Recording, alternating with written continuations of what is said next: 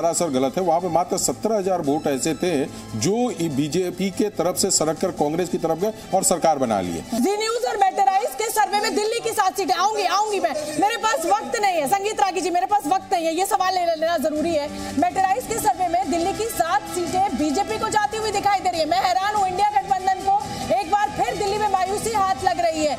ये क्या वजह है मनोज जी? क्योंकि ये कहा जाता है कि भाई आम आदमी पार्टी और कांग्रेस का वोट परसेंटेज अगर मिलेगा, हालांकि 2019 में वो कम है बीजेपी के वोट परसेंटेज से, फिर इस बार आप देख रहे हैं कि कोई फायदा नहीं केजरीवाल, कोई फायदा नहीं होगा। देखिए कांग्रेस के जो वोटर बचे हुए हैं अभी दिल्ली में, तो वो इसलिए बचे हुए कि उनको अरविंद केजरीवाल के साथ लड़ना है और आप उसके साथ समझौता करेंगे तो ये मान के चलिए कि उसमें से आधे से अधिक वोटर वो बीजेपी को वोट देना ज्यादा पसंद करेंगे, न कि इंडिया अलायंस को करेंगे। पहली बात। दूसरी बात है कि अलायंस हुआ क्यों, और इस पे भी हम लोग डिस्कशन कर सकते हैं कि अलायंस हुआ क्या। अरविंद केजरीवाल का जो डर था अंदर में गिरफ्तारी का, वो जाकर इनको अलायंस कराया है। आगे बढ़ते समय हरियाणा के आंकड़े बहुत महत्वपूर्ण हो जाते हैं और देखिए सर्वे के मुताबिक हरियाणा की 10 लोकसभा सीटों में से एनडीए के खाते में 9 सीटें जाती हुई नजर आ रही हैं। वहीं इंडिया गठबंधन को सिर्फ 1 सीट से संतोष करना पड़ सकता है। ये बड़ा और महत्वपूर्ण आंकड़ा है और खासतौर पर अगर हरियाणा की सियासत की बात की जाए तो वहां पर एक सियासी दंगल पिछले कई महीनों से चलता रहा है। शोभना जी, मनोज जी,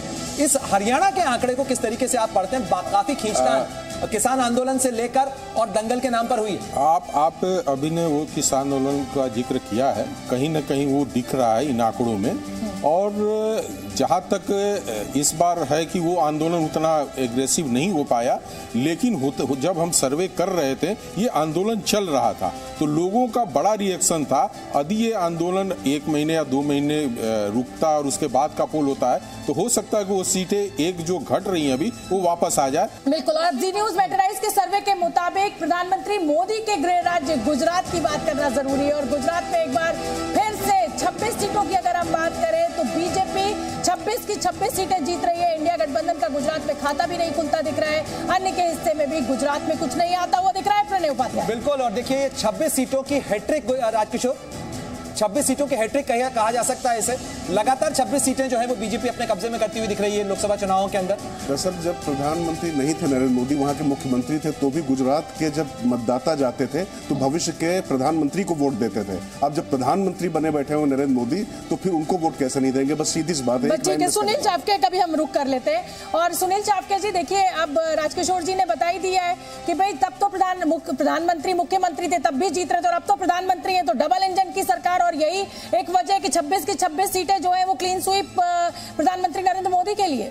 निश्चित तौर पर, क्योंकि जो जिस तरह से एक गैप बनी है लगभग 25% की वोटों के अंतर में, तो वो जो है वो बरकरार रहेगी ऐसा लग रहा है।